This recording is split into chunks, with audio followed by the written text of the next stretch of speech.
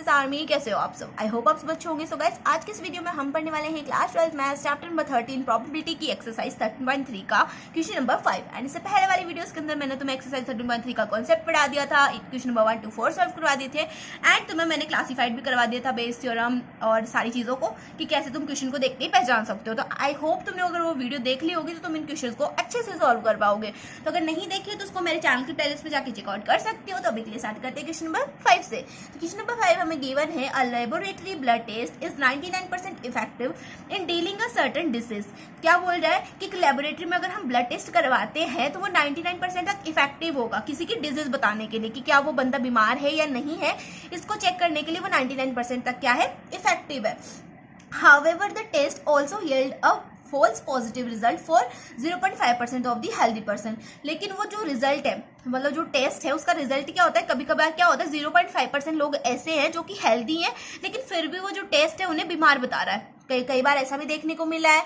So if a healthy person is tested then the probability is 0.005 the test will imply he has the disease.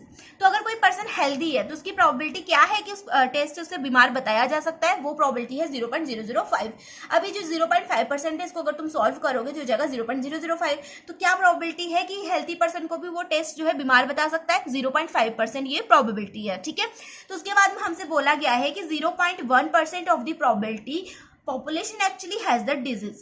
What is the probability that a person has the disease given that the test result is positive? तो वो हमसे बोल रहा है कि 0.1% जो total population के जो पर्सन्स हैं उनको क्या है, सच्ची में वो बीमार है, मतलब 0.1% जो लोग हैं वो सच्ची में बीमार हैं।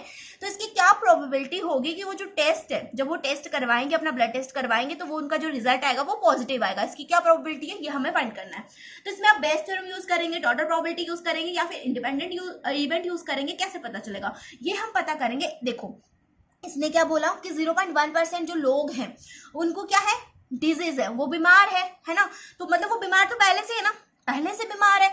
अब हमें क्या करना है, उनको ब्लड टेस्ट करवाएंगे तो हमें प्रोबेबिलिटी निकालनी है कि वो जो टेस्ट आता है वो पॉजिटिव आएगा। तो कोई इवेंट पहले से हो चुका है, अब दूसरे इवेंट पर हमें बताना है कि वो जो इवेंट हुआ है वो इसकी वजह से हुआ है। मतलब अगर टेस्ट पॉजिटिव आता है तभी तो पता चलेगा कि 0.1% पॉपुलेशन बीमार है ना, लेकिन बीमार तो वो पहले से 0.1%। इसमें हम यूज करेंगे बेस थ्योरम को, क्योंकि बेस थ्योरम का यही फंडा होता है कि कोई इवेंट हो चुका होता है और कोई इवेंट हमें गिवन होता है, वो हमें निकालना होता है, वो हमें उसकी प्रोबेबिलिटी फाइंड करनी होती है। यहाँ पर इवेंट हो चुका है और हमें उसकी प्रोबेबिलिटी फाइंड करनी है। तो फटाफट से इसमें लगाएंगे बेस थ्योरम। तो बेस थ्योरम लगाने से पहले हमें कुछ थोड़ा सा टाम टीम करना पड़ेगा। तो पहले तो हम लेट करेंगे। तो मैंने लेट किया E1 मैंने लेट किया पर्सन हैज डिजीज, मतलब जो बंदा है वो बीमार है। ठीक है, अब E2 इवेंट हम लेट करेंगे पर्सन हैज नो डिजीज, मतलब किसी को कोई बीमारी है ही नहीं, है ना। अब उसके बाद में हम एक इवेंट लेट करेंगे ए मैंने लेट किया टेस्ट रिजल्ट इज पॉजिटिव, की जो टेस्ट रिजल्ट आता है वो क्या आता है, पॉजिटिव आता है। तो अच्छे से क्लियर हो रहा है सबको। तो देखो अब अगर हम निकालें प्रोबेबिलिटी ऑफ E1, तो प्रोबेबिलिटी ऑफ E1 क्या है, कितने बंदे हैं जिनको डिजीज है, कितने इंसान हैं जिनको डिजीज है, 0.1% लोगों को डिजीज है। तो 0.1% को हम क्या लिख सकते हैं, परसेंट को अपॉन में 100 लिख सकते हैं ना, 0.1 अपॉन 100 हो जाएगा। और इसको हम लिख सकते हैं 0.001। और अगर मैं इसको सॉल्व करके लिखूं तो पॉइंट के बाद में 3 नंबर्स हैं, यहाँ पर आ जाएगा 1 अपॉन में पॉइंट के बाद में 3 नंबर से, तो नीचे लगा दो 1000। हो गया क्लियर। अब अगर मैं निकालूं प्रोबेबिलिटी ऑफ E2, तो कितने बंदे हैं जिनको डिजीज नहीं है, कितने लोग हैं जिनको डिजीज बिल्कुल भी नहीं है। तो इसके लिए क्या करेंगे, कोई मंत्र थोड़ी ना पढ़ना है। आप तुम बोलोगे दीदी उसके अंदर तो हमें बताया नहीं हुआ कितने बंदों को डिजीज नहीं है। तो इसको कैसे निकालेंगे, इसको निकालने के लिए हम क्या करेंगे, 1 में से माइनस कर दो जितने बंदों को डिजीज है। अब कितने बंदों को डिजीज नहीं है, इसको निकालने के लिए हम क्या करेंगे, 1 में से माइनस कर देंगे जितने बंदों को डिजीज है। तो कितने बंदों को डिजीज है, 0.001% लोगों को डिजीज है। तो 1 में से इसको माइनस करोगे तो तुम्हारे पास आ जाएगा 0.999। यहाँ तक समझ में आ गया, क्लियर हो गया, सबको क्लियर हो रहा है। देखो अब अगर हम निकालें probability of A by E1। अब A मैंने लेट किया था टेस्ट रिजल्ट इज पॉजिटिव, कि जो टेस्ट रिजल्ट है वो भी पॉजिटिव आ रहा है। और किन लोगों के लिए पॉजिटिव आ रहा है, जिनका जो है सच्ची में डिजीज है, जिनको सच्ची में डिजीज है उनके लिए अगर टेस्ट रिजल्ट पॉजिटिव आ रहा है तो इसकी हमें निकालनी है प्रोबेबिलिटी। अब सच्ची में कितने बंदों को भाई जो डिजीज है या और उनका रिजल्ट भी पॉजिटिव आ रहा है, कितने बंदों को डिजीज है? यहाँ पे देखो 99% क्या है, इफेक्टिव है ब्लड टेस्ट। तो इसका मतलब क्या होगा, 99% को अगर तुम लिखोगे तो परसेंट को क्या लिख सकते हो तुम, अपॉन में 100 लिख सकते हो ना। तो 99/100 आ गया, इसको तुम ऐसे ही रहने दो। अब अगर हम निकाले प्रोबेबिलिटी ऑफ A/E2, कितने बंदों का जो रिजल्ट है वो पॉजिटिव आता है लेकिन उनको कोई डिजीज थी नहीं, उनका रिजल्ट पॉजिटिव आ गया लेकिन उनको तो कोई डिजीज नहीं थी, उनको तो कोई बीमारी नहीं थी। कितने लोग हैं ऐसे लोग हैं 0.5%। 0.5% को कोई डिजीज नहीं है लेकिन फिर भी उनका रिजल्ट क्या आ रहा है, पॉजिटिव आ रहा है। तो यहाँ पे लिख देंगे 0.5% को लिख देंगे 100। ठीक है, तो यहाँ पर हो जाएगा ये 2 zeros ऊपर जाएंगे तो जगह 0.005। यहाँ तक भी समझ में आ गया, प्रोबेबिलिटी ऑफ A/E2 भी आ गई। अब क्या करना है, बस कुछ नहीं करना, बेस थ्योरम लगानी है एंड सारी वैल्यूज को पुट कर देना। एंड आई होप तुम्हें बेस थ्योरम याद होगी, याद नहीं है तो याद कर लो क्योंकि बहुत ज्यादा इंपॉर्टेंट है। तो चलो भाई यहाँ पे लिख देते हैं बाय बेस थ्योरम। ये जो चीज है ना ये लिख देना, बहुत इंपॉर्टेंट है। तुम्हारे टीचर को पता तो चल रहा है तुम कर क्या रहे हो। तो अगर हम निकालें बेस थ्योरम से तो प्रोबेबिलिटी ऑफ E1/A क्या होता है, बेस थ्योरम का फॉर्मूला होता है प्रोबेबिलिटी ऑफ E1 इनटू में प्रोबेबिलिटी ऑफ A/E1 अपॉन में प्रोबेबिलिटी ऑफ E1 इनटू में प्रोबेबिलिटी ऑफ A/E1 प्लस में प्रोबेबिलिटी ऑफ E2 इनटू में प्रोबेबिलिटी ऑफ A/E2। यहां तक समझ में आ गया। अब फटाफट से क्या करना है, प्रोबेबिलिटी ऑफ E1 की वैल्यू पुट कर दो। प्रोबेबिलिटी ऑफ E1 को हमने क्या लिखा था, 1/1000 भी बताया था ना मैंने तुम्हें लिख के, वही लिखना है यहाँ पे। अब प्रोबेबिलिटी ऑफ A/E1 क्या आ जाएगा, 99/100। अब मैंने वहां पर इसको चेंज क्यों किया था, 1/1000 में चेंज क्यों किया था, क्योंकि मुझे पता था कि कैलकुलेशन ना थोड़ी सी टफ हो जाएगी अगर हम पॉइंट्स में सॉल्व करेंगे। तो अब ऐसे क्या कर सकते हैं, हम डायरेक्ट मल्टीप्लाई कर सकते हैं। तो प्रोबेबिलिटी ऑफ A/E1 हो जाएगी 1/99/100 प्लस में प्रोबेबिलिटी ऑफ E2 थी हमारे पास में 999 अपॉन में 1000। अब 999 अपॉन में 1000 कैसे लेगा ये मत पूछना, वो जो 0.99 था ना, ट्रिपल टाइम्स 99 था, उसको जो पॉइंट था ना उसको हटा के हमने नीचे 1000 लिख दिया। अब प्रोबेबिलिटी ऑफ A/E2 थी हमारे पास में 5/1000। अब ये भी मत पूछना क्यों आया, 0.005 था उसको हमने क्या किया, पॉइंट हटा दिया एंड नीचे लिख दिया 1000। ठीक है, अब इसको मल्टीप्लाई करेंगे तो 99 इंटू 1 हो जाएगा 99, 1000 इंटू 100 हो जाएगा 1 लाख। तो यहाँ पर जगह 3 zeros 5 zeros हो गई। अपॉन में इनको मल्टीप्लाई करेंगे तो यही वैल्यू आएगी, इसको फटाफट से लिख देते हैं। तो क्वेश्चन थोड़ा सा लेंथी हो सकता है लेकिन तुम्हारी जो प्रोबेबिलिटी का जो डर था ना वो मैं अच्छे से सॉल्व निकाल दूंगी तुम्हारे दिमाग के अंदर से। तो 999 इंटू 5 करोगे तो 999 इंटू 5 कितना होता है, 4995 होता है। अपॉन में 1000 इंटू 1000 कर दो तो देखो ये हो जाएगा 10 लाख, है ना, 336 zeros आ जाएंगी। हो गया यहाँ तक। अब क्या करेंगे भाई, इसको ऐसे एज इट इज लिख देंगे अपॉन में यहाँ पर क्या करेंगे 99 प्लस एलसीएम लोगे सिंपली तुम, है ना, एलसीएम लोगे तो एलसीएम में क्या आएगा, यही तो चीज आएगी ना एलसीएम में भाई, क्या चीज आएगी और यही चीज आएगी। अब देखो 99 प्लस में 4995, इसको जब तुम प्लस करोगे तो हमारे पास वैल्यू आ जाएगी 5985। तो इससे जो है ये कैंसिल हो जाएगा, हमारे पास यहाँ पे लिख देती हूँ, हमारे पास बचेगा 99 अपॉन में 5985। ठीक है, ये 5 है। अब इसको तुम अगर कट करोगे ना तो ये कट होगा 22 अपॉन में 133 टाइम्स। ठीक है, आगे यहाँ तक। यहाँ पर तुम्हारा क्वेश्चन नंबर 5 जो कंप्लीटली सॉल्व होता है। इसके बाद में हम देखेंगे क्वेश्चन नंबर 6। और वीडियो अच्छी लग रही है तो वीडियो को फटाफट से लाइक कर दो। नंबर 6 हमें गिवन है, there are 3 coins, one is the two-headed coin having head on both sides, another is the biased coin that comes up head 75% of the time, and the third is unbiased coin. One of the 3 coins is chosen at random and tossed. It shows heads. What is the probability that it was the two-headed coin? तो question में हमसे क्या बोला गया है कि 3 coins को toss किया जाता है। ठीक है, तो उसमें से जो पहला कॉइन है उसके दोनों तरफ क्या है, हेड है ना, दोनों साइड में क्या है, हेड है।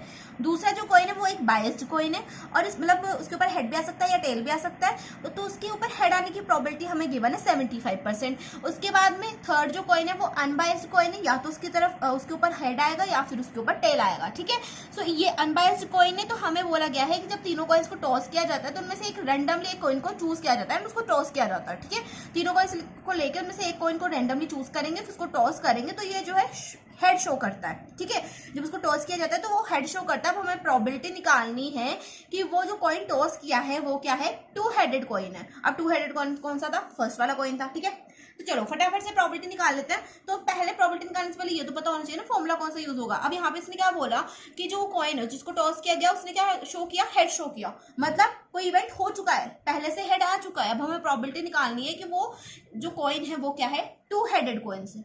ठीक है, तो क्या करना है, इसमें बेस थ्योरम यूज करनी है, बेस थ्योरम यूज होगी। चलो फटाफट से देख लेते हैं क्वेश्चन को, पहले लेट करेंगे तो लेट इवन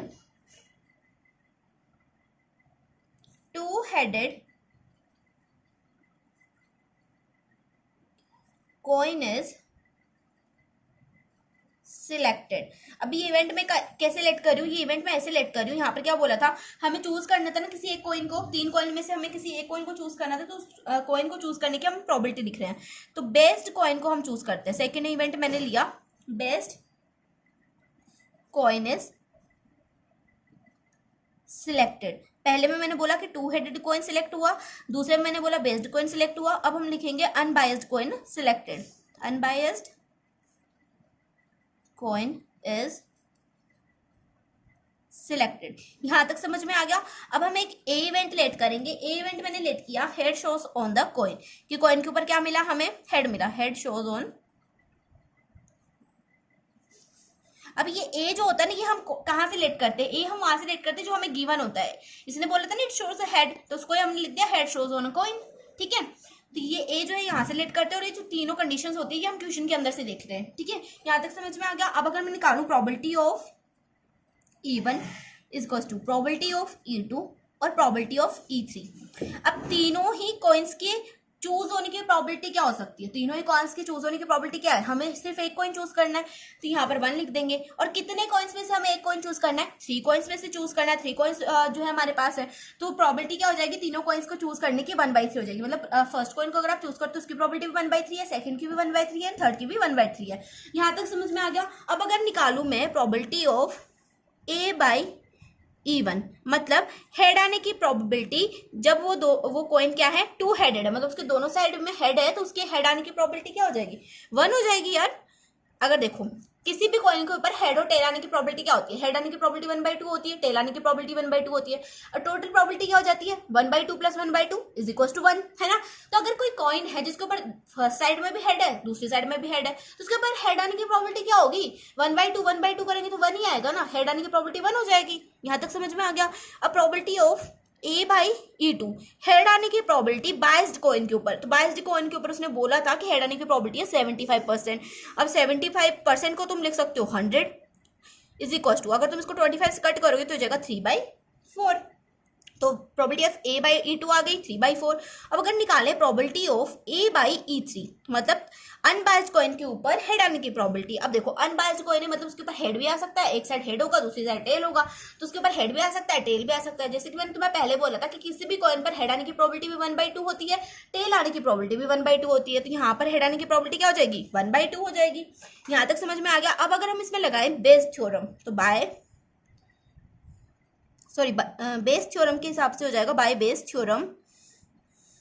बेस थ्योरम क्या होती है हमारी, बेस थ्योरम होती है probability of E1/A is equal to probability of E1 into में प्रोबेबिलिटी ऑफ A/E1 अपॉन में प्रोबेबिलिटी ऑफ E1 इंटू में प्रोबेबिलिटी ऑफ A/E1 प्लस में प्रोबेबिलिटी ऑफ E2 इंटू में प्रोबेबिलिटी ऑफ A/E2। ठीक है, ये होती है हमारी बेस थ्योरम, जिसके अंदर हम क्या करेंगे, E1 वगैरह की वैल्यूज पुट कर देंगे और हमारा आंसर आ जाएगा। तो चलो नेक्स्ट पेज के ऊपर सोल्व कर। सो प्रोबेबिलिटी ऑफ E1 थी हमारे पास में 1/3, और प्रोबेबिलिटी ऑफ A1/E1 क्या थी, 1 थी, तो 1/3 इंटू 1 हो गया। नीचे प्रोबेबिलिटी ऑफ E1 है हमारे पास में 1/3, प्रोबेबिलिटी ऑफ A/E1 है हमारे पास में 1। ठीक है, प्रोबेबिलिटी ऑफ E2 क्या है, प्रोबेबिलिटी ऑफ E2 है हमारे पास 1/3, और प्रोबेबिलिटी ऑफ A/E2 क्या है, 3/4 है ना। अब यहाँ पर क्या है, E3 भी है, तो यहाँ पर हम प्लस का साइन लगाएंगे। प्रोबेबिलिटी ऑफ E3 क्या है, प्रोबेबिलिटी ऑफ E3 भी 1/3 है, और प्रोबेबिलिटी ऑफ A/E3 क्या है, 1/2 है।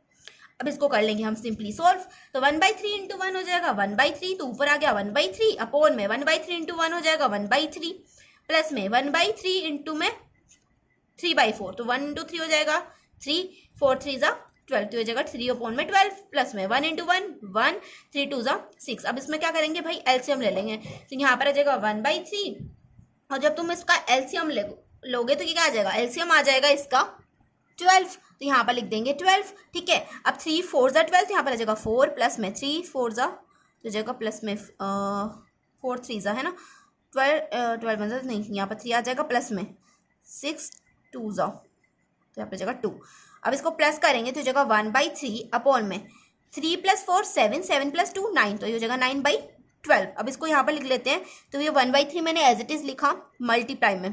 अगर 9/12 को हम ऊपर लेके जाते हैं तो ये बन जाएगा 12/9, उल्टा हो जाता है ना, तो 3 से 12 कटेगा 4 टाइम्स, 4 अपॉन में 9। इसको अगर हम इसको कट नहीं कर सकते तो यहाँ पर हमारे पास आ गया आंसर। तो क्वेश्चन नंबर 6 का आंसर आ गया हमारे पास में 4/9। हमारा क्वेश्चन नंबर 6 भी कंप्लीटली सॉल्व होता है। So that's all for this video. Thanks for watching this video. मेरी ऐसी ही पक सुनने के लिए आप सब्सक्राइब कर सकते हो मेरे चैनल ब्रिलियंट क्लासेस को। तो मिलते हैं नेक्स्ट वीडियो में, तब तक के लिए बाय बाय, टेक केयर।